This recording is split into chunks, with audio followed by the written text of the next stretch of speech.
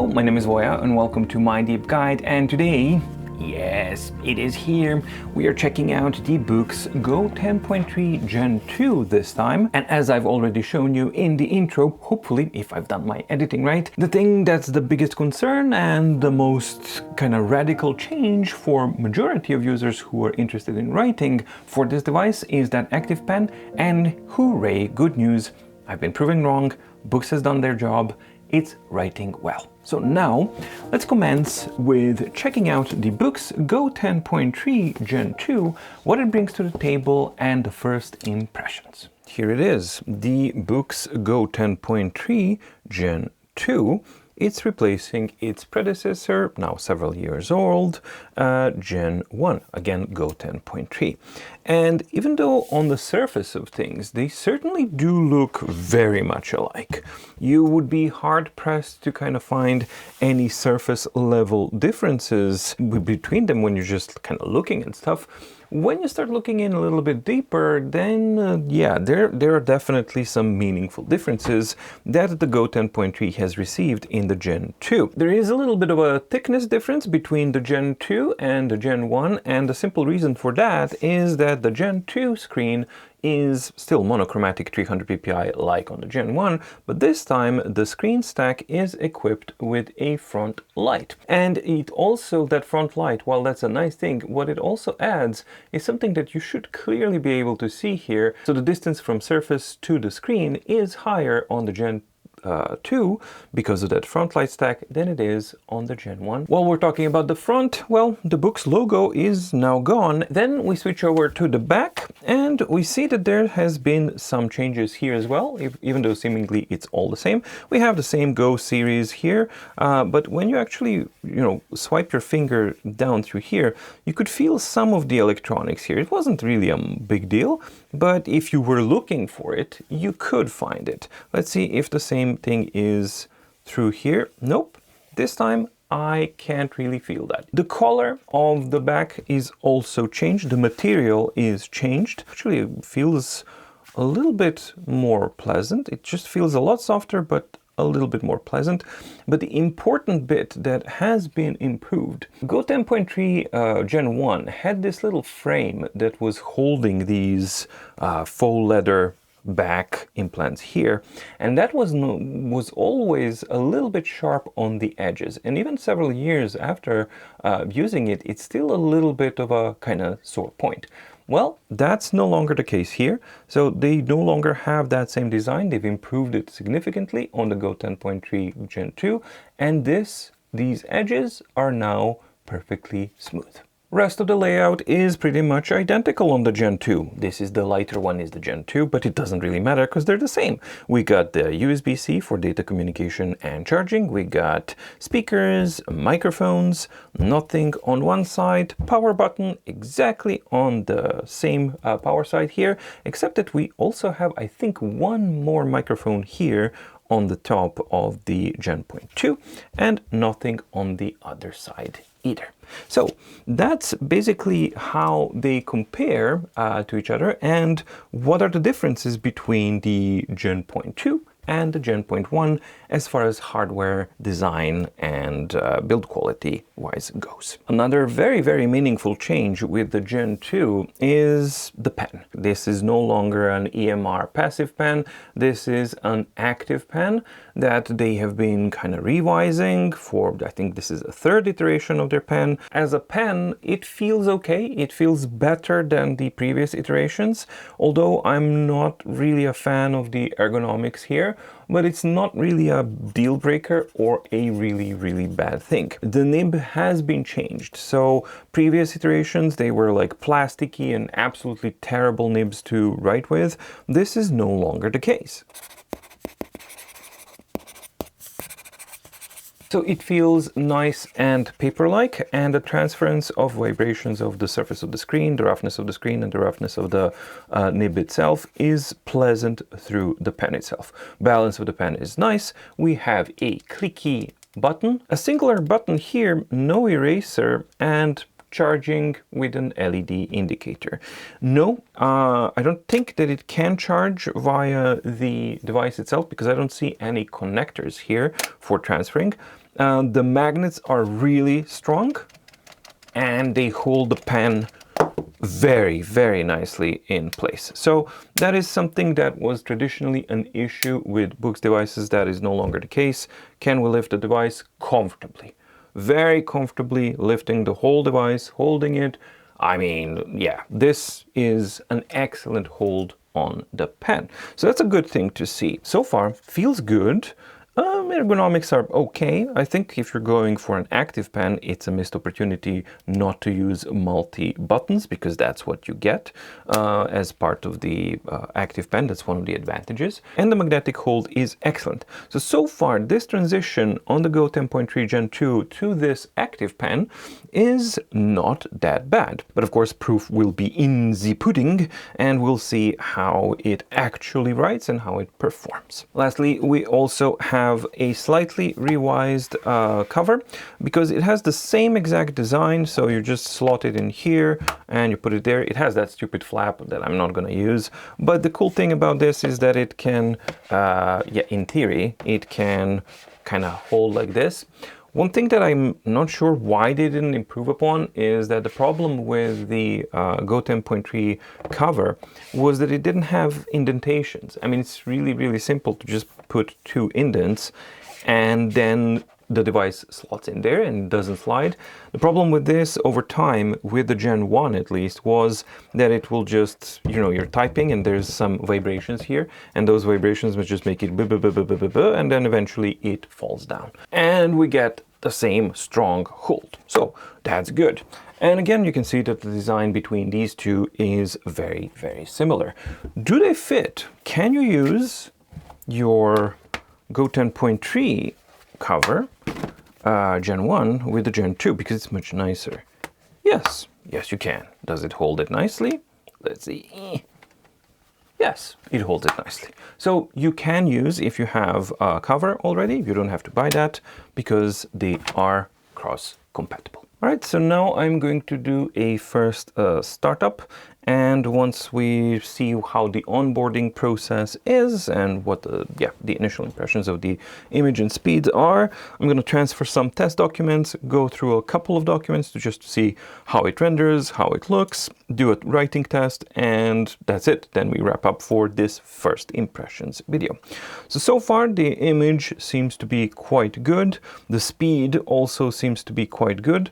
The ghosting does not seem to be quite good, because I see the remnants of the image here from the loading. So let's go through the onboarding. Hello, yes, hello.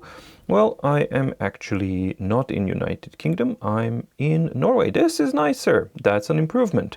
So they're kind of iterating through this onboarding process, and every single time that I see new devices come up, they are a little bit better. So now that addition of the alphabet on the side, it just makes it a little tiny bit easier.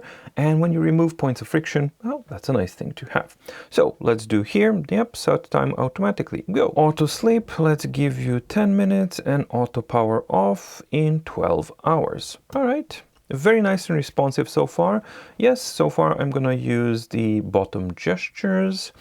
Swipe up during gestures, well, we're going to change that later on, so it doesn't matter. But yeah, I'm not going to use that. I am going to use swipe left and right. So we have back, and we're going to change that later on. Instantly experience more efficient writing and drawing.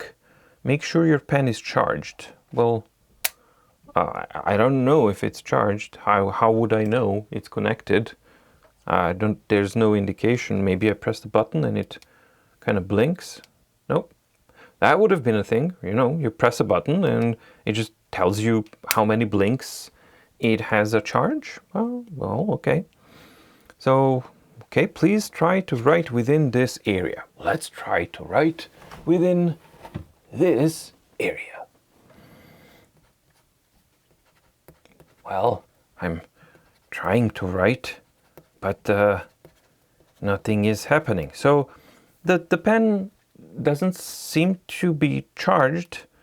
Okay, well, I guess that derails the filming here. So I need to put the pen to charge. As feared, that's one of the shortcomings of an active pen.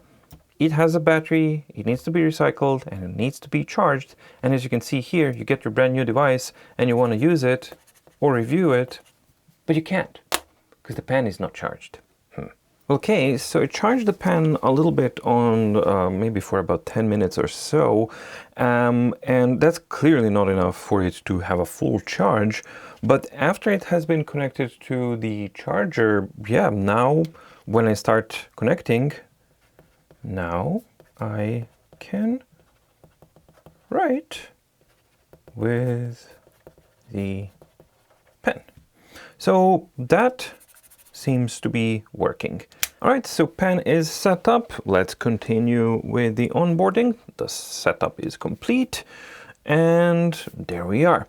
Now, while the pen was charging and I was in that state, I transferred some of the documents onto it. So I think that we should be able to immediately get into the document section checking. But before that, it's a Boox device and it has a navigation ball with all of these kinds of things. Maybe you like that kind of stuff, and I don't blame you. That's all fine. I'll just disable that for my own sake because I don't like that, and I'm just gonna have a glance look around here to see what do we have. And we have our control for the Frontlight, which goes from 0 to 20 as far as the intensity goes. No, 32 for the intensity. And yes, lo and behold, we have the equalization of the temperature and the intensity of the Frontlight states. So that means that you can actually just go down to, oh, let's say 16, which is exactly half of 32, and then have that as your kind of default thing if you want for bright. Then we can go soft, you can have a custom one, and when we return to one of these, it actually remembers it. For the purposes of this first impressions, I'm going to turn off the Frontlight simply because, well, you can't really see any difference in a normal type of use case scenario here because these are really, really brightly lit conditions and I'm not going to run it at full tilt, but the Frontlight is there. I will do a short check just to see the uniformity and the quality of the Frontlight at the very end. Brush this area to update the battery. Yeah, okay, that's life with an active pen, I guess. So let's do some first settings. So mute notification, turn off the Navi ball, and let's see here, we go into do not disturb mode. I'm going to go to the settings and I'm going to set up my gestures. So we're going to do side gestures. Nope, I'm not going to use up and down, but I'm going to go here. Oh, we have gesture to display hide toolbar notes. It's in the upper one. Okay, so that's how they are now differentiating between the hiding and unhiding toolbar gestures that were overlapping. So top 1/5 of the area is for that. All right, it's clarified, so that's a good thing to see. So usually what I do is I have the left hand swipe is back and the right hand swipe is a full screen refresh. So we're going to set that like this. That means that I can do a full refresh and a back, and actually I need to set up the bottom gestures as well. So I have back home, e-ink wise, I swap these around. So this is going to be my e-ink wise there, and the right hand is the multitask switcher. There we go. So that's the setup that I like. That's the setup that I use on all of my devices. And while we're there, before we jump into the settings there, so we have e-ink wise, which is still HD and speed only. So that indicates to me something I haven't checked, but which OS version do we have here? Let's find the system settings, and we are on 4.1. Let's turn on the Wi-Fi as well and see if it has a 4.2 update available yet to it. Because if it does, that means that it's coming out of beta. And lo and behold, as soon as I have updated or connected online, the 4.2, not 1.2, but 4.2 is actually there. Now, for the purposes of the first impressions, I am not going to update yet. So just note that this is first impressions of the OS 4.1.1, and the 4.2 is already available, which, as I said, it's kind of cool because that's an indication that it's going to roll out in a couple of months to other devices as well. First, start with the documents, and in order to see my documents, yeah, I can't really see them, right? Oh no, where are my documents? Well, you gotta go to settings, and we need to add stuff. So I'm not using shop, so I'm going to remove the shop, and I'm going to remove the books because that's not what I use. I use the documents folder. There we go. So I'm going to add the documents folder, and once you add it, it's going to scan stuff and it's going to show you all of that. Let's start with the standard document, and for clarity's sake, let's see what mode are we in. We are in HD mode, standard, refresh. All right, cool. Modular document. And let's see, first time opening, it's pretty good. That's okay. So performance is good. The performance of the screen is okay. Let's go to, yeah, they changed everything, right? So I think it was in crop. No, where was it? Zoom mode. Yes. So now in zoom mode, fit to screen. Okay, that used to be easier, but whatever. We do have ghosting. So we absolutely have ghosting in the HD mode. I'm going to switch to, what? They still have it separate. Okay, fine. So where's the refreshes in here? All right, so we're in regal mode. If I switch to speed, let's see, that should enable the BSR, and we do have an okay type of performance, although it's a lot kind of weaker type of content here, so we would need to introduce a little bit more thickness and stuff, which is something that I'm not a huge fan of. But initially, this is the performance of the speed mode. It's sharp and it's clean, so BSR is doing its thing. So that's okay. Let's see if the difference is actually a dramatic one between the two. Well, the speed, definitely, yeah, you can definitely see the speed between the two. Responsiveness to flips. But the ghosting is okay within the document. Well, no, there's some creeping in. So, okay, that's definitely the case that you have the regal mode, I guess, is not using the BSR technology. So that means a little bit more ghosting, but your battery life should last a lot longer because it's not employing that. And the speed mode is much faster and cleaner, but it does have a bit of an image quality impact. And it will have an impact on the battery life. I think the quality of the display is really quite good. It's handling these tiny little letters and the curves and the renderings in a really good way. In a separate video, I'm going to be comparing them back to back to see if there are screen quality differences between the Gen 2 and Gen 1. But for Gen 2, this is looking pretty good to me. All right, let's check out the document rich with images.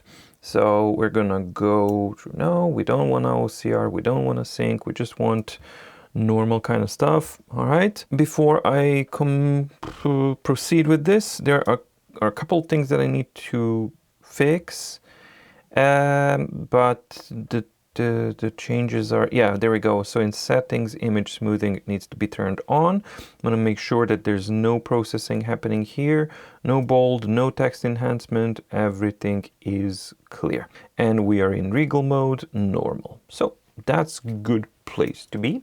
And yeah, initially I like the calibration for a black and white screen. I think it works well.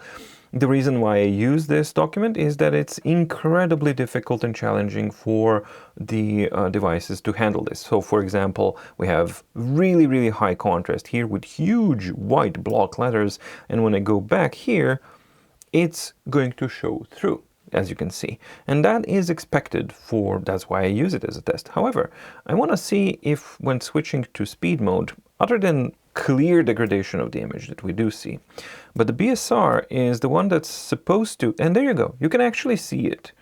It almost looks like image retention kind of effect, because when you go through here, you can see there's a little bit of it and then whoosh, kind of ways fades out. So BSR absolutely works, and it works in a very gradual, kind of nice way. It's processing segments of the screens that change mostly. So it's very, very efficient, and I think that it has advanced considerably since the initial inception, if you will. However, the image degradation is an absolute real thing here. And what happens when I do a change and then a full screen refresh? Nope. Okay, so that's definitely a confirmation that BSR is enabled in the speed mode, and in regal mode it is not. And you have a clear differentiation of quality versus speed. And let's zoom in so that you can see, yeah, very, very close up of this super tiny content. It's actually legible and it can be read normally. The contrast, it's handling contrast type of content nicely, and the rendering of the characters is actually quite good. Typically, the contrast is calibrated very, very aggressively on Boox devices. And if I go to, yeah, here's a little bit of a thing now, because I can't exactly change how it's rendered. There we go. Oh, multi-layer things. So there are two levels of setting up contrast, and seemingly I was deceived here because it says like, okay, so there's no text enhancement, there's no dark color enhancement, there's no white enhancement, and in refresh modes everything's fine. But actually where the color enhancement does happen is system-wide. So if I want to get rid of this super high contrasty thing, you gotta go to e-inkwise, but you can't change on e-inkwise the refresh mode, because the refresh mode is in NeoReader in refresh. Go figure. But at least I was able to change the contrast things to something that I like more. All right, so let's test just one more thing here. If we switch to thorough, which used to be called deep, refresh, it's supposed to be better, but it actually, unless I'm crazy, I think that it produces way worse ghosting results. So this is with the deep or thorough HD, and if I switch to normal, and let's leave it at, you know, the same thing, let's flip a page, it's more or less the same. All right, and then one last thing, we do a full refresh on every operation, deep. I'm trying to find, like, can I get, it doesn't work, it's still broken. Okay, so what I'm saying is broken is full refresh rate. If you set it to 1, it should happen after single operation, especially a page flip. What does that mean? Well, that means that I should get this effect. So not this, but actually a full refresh. Maybe it does do it, but look at this. I gotta do several full refresh calls. 1, 2, 3, 4, 5, 6. Okay, wait a minute. I wanna check this with the Gen 1, because this is unexpected. I got Gen 1 here on the right hand side, Gen 2 on the left hand side, and this is actually, now it turns out to be a really good thing that I didn't update this one to 4.2, because both of them are running the exact same OS version, 4.1.1. So yeah, I'm using the exact same document. We have our color filter system-wide set to that. Let's go to the center here and refresh. And let's set it up to regal, normal, yeah, this. All right, so cool. We got the same kind of thing, and let's check the style. Yep, let's go to original, just to make sure that everything is exactly the same. And I think in zoom style, we have the original. All right, so for all intents and purposes, this is exactly the same type of thing. And what I'm going to do, I'm going to refresh both of them and flip to the next page. Yes, I know my Go 10.3. Like, there's a very, very clear difference in ghosting performance. Now, that is one thing. The second thing I wanted to see is refresh. Refresh completely got rid of the ghosting here. It did not completely get rid of the ghosting there. Let us try a little bit more and see what kind of results are we getting here between these different documents. So, or the same documents. I mean, I hope the camera is catching this because there's a clear difference. Now, granted, maybe the 4.2 will fix this issue on the Go 10.3 Gen 2, but on the same OS version, you know, going apples to apples here, yeah, Go 10.3 Gen 1 definitely has better deghosting performance, at least in this OS version. Now let's see, since we're testing this out, let's see the speed modes as well on both of them. I've heard people kind of saying like, oh, Go 10.3 Gen 1 doesn't have a BSR. I don't know where you got that idea, because it does have BSR. And you can clearly see that it's cleaning things up dynamically, but it doesn't perform as well. So that's definitely much, much, much worse on the Go 10.3 Gen 1. So the BSR deghosting performance is abysmal on the Go 10.3, and then I don't remember it being that horrible before the update to 4.1. So they've ruined that with the with this one.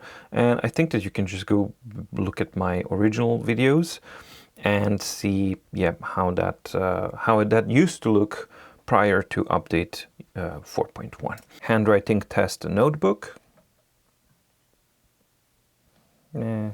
He got handwriting test, so I guess that's good enough. So let's start and do a writing test.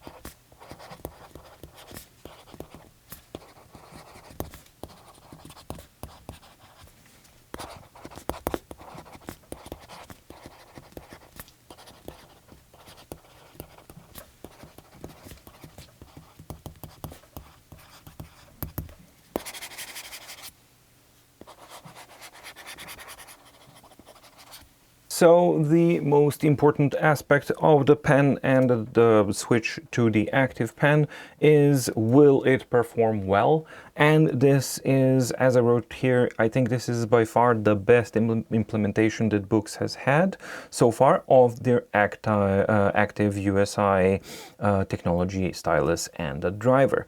Clearly, they've done a lot of work and it has paid off. So this works really well. I would characterize this as highly, highly usable, and I wouldn't have a problem to use this on a day-to-day basis, including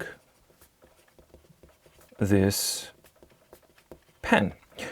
Is it better or as good as the setup that I currently use, which is the Kindle Scribe Premium pen, which is an EMR pen and different types of nibs?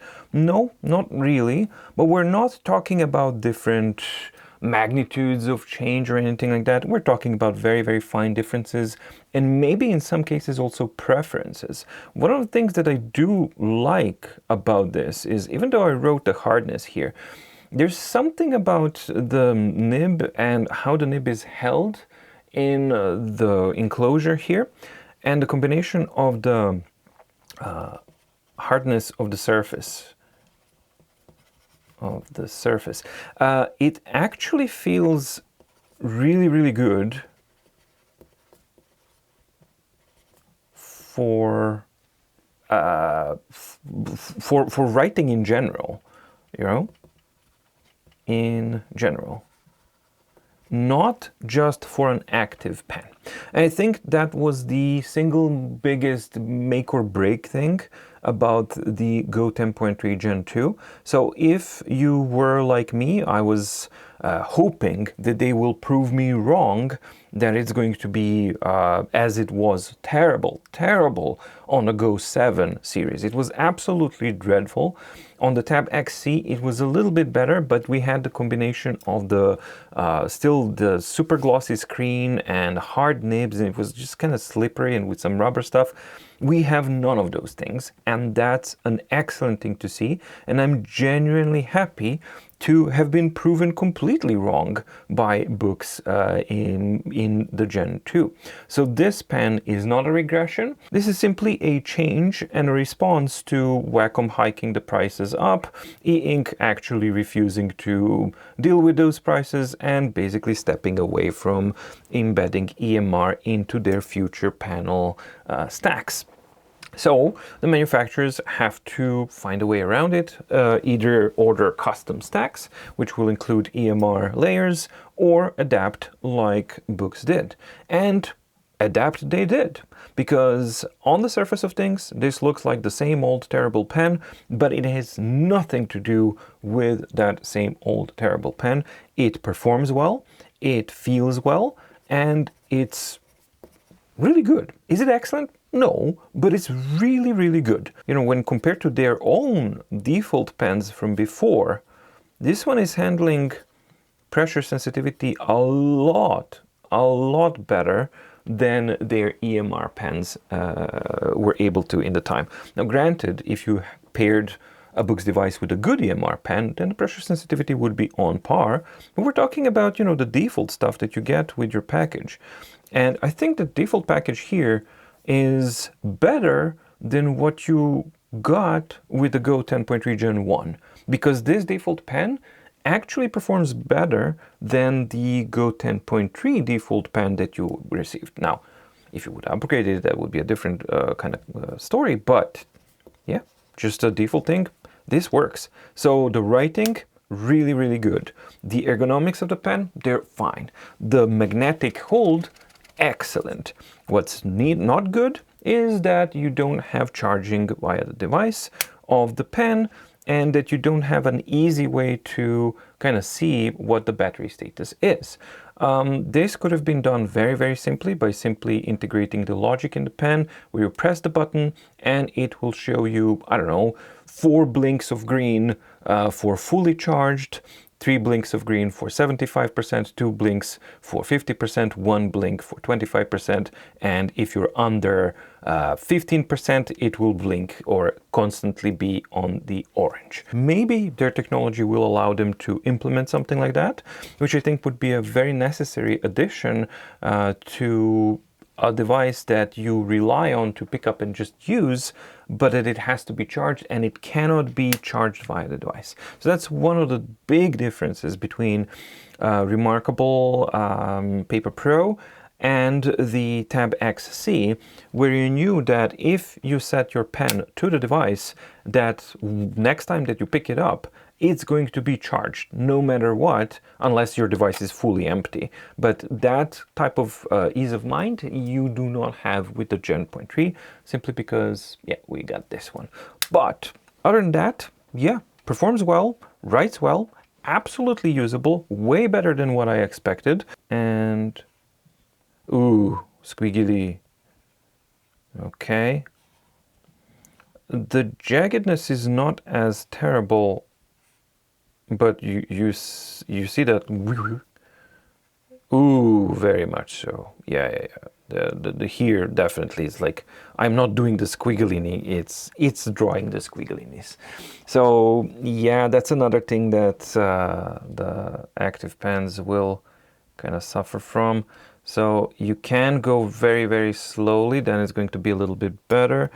And let's double check just one last thing. Let's do perfect shapes and see how many attempts will I need to do to get a straight line. So straight line, come on, give me a straight line.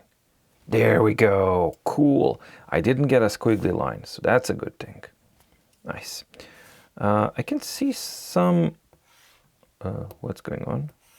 Oh no, we're bugged.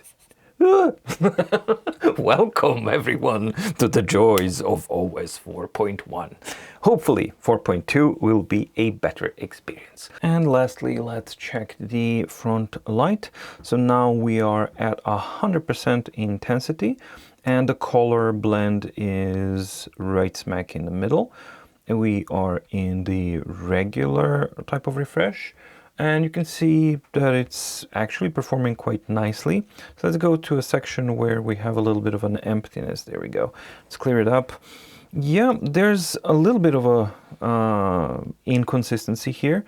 So we have kind of warmer light bleeding a little bit in this area here. And we do have a bit of on the edges kind of bleed through. But generally speaking, it's okay. Not the best uniformity that I've seen, but fine. That's going to be down to, yeah, this is the cold light 100%, and this is the warm light 100%.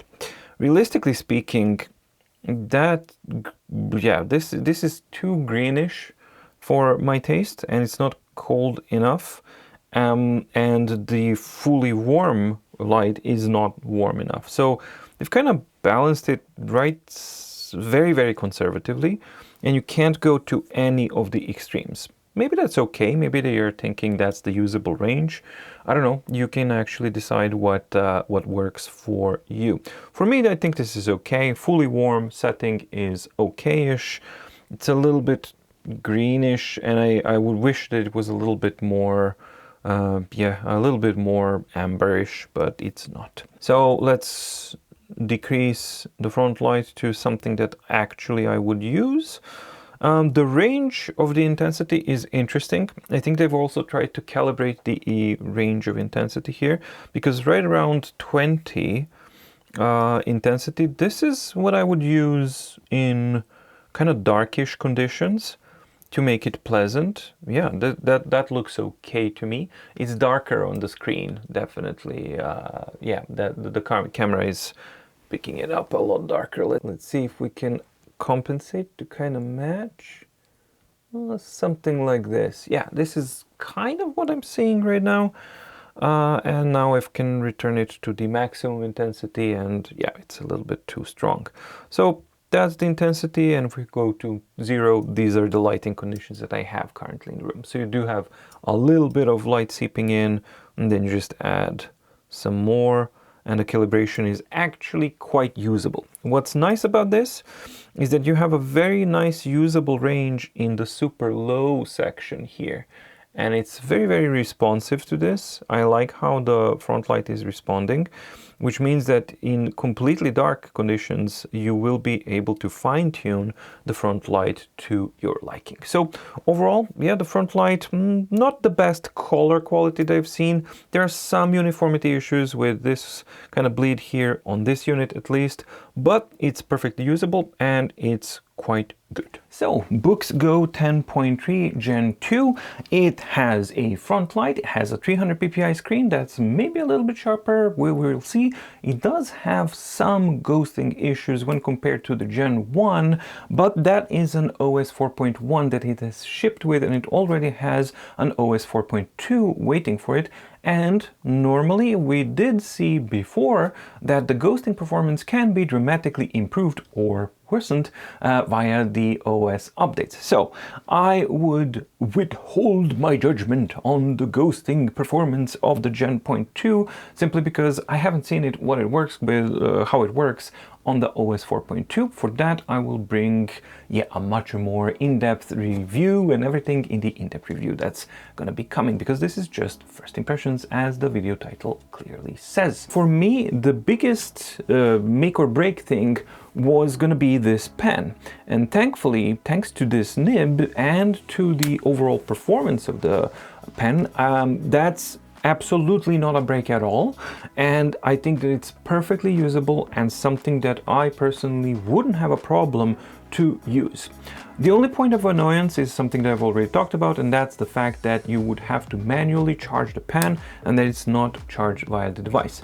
That, in my real world experience, will become an issue. That's not a thing that's like if or not, it will become an issue at some point, because there will be instances where you just want to grab it and write it and then the pen just kind of dies on you. The performance is quite good. I wouldn't characterize it as excellent, but what I do like is the writing feel. That's something that I haven't expected, and that's something that I dreaded, simply because of the awful Go 0.7 and quite slippery and hard Tab XC experience, as I've already mentioned.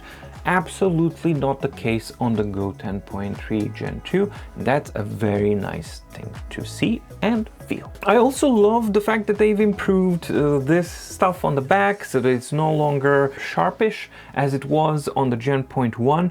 So overall, yes, I think that the Gen 2 is a departure from what we're used to.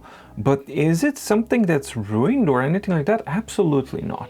I think that this is like a logical step forward. Now, what remains as well in the in-depth review, what I'm going to be doing is, of course, the AF analysis and all of that kind of stuff that I put through all of them. I expect that the writing latency is not going to be that great, definitely not comparable to the remarkable Paper Pro.